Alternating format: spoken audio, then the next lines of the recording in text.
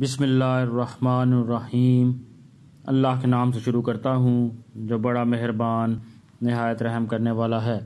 سورہ بقرہ آیت نمبر 55۔ وَإِذْ قُلْتُمْ يَا مُوسَىٰ لَن نُّؤْمِنَ لَكَ حَتَّىٰ نَرَى اللَّهَ جَهْرَةً فَأَخَذَتْكُمُ الصَّاعِقَةُ وَأَنْتُمْ تَنظُرُونَ۔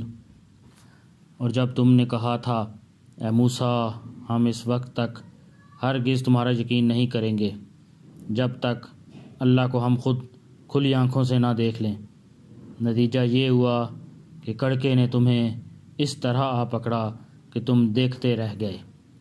جب حضرت موسیٰ علیہ السلام کوہ طور سے تورات لے کر آئے اور بنی اسرائیل کو بتایا کہ یہ اللہ تعالیٰ کی کتاب ہے، تو ان میں سے بعض گستاخوں نے کہا کہ ہم یہ بات آپ کے کہنے سے ہرگز نہیں مانیں گے کہ اللہ تعالیٰ نے آپ کو تورات عطا فرمائی ہے۔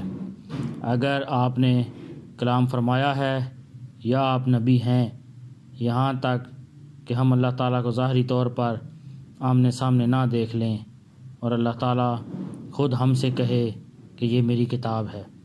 حضرت موسیٰ علیہ السلام نے اللہ تعالیٰ کے حکم سے ان کو کوہ طور پر چلنے کے لیے کہا۔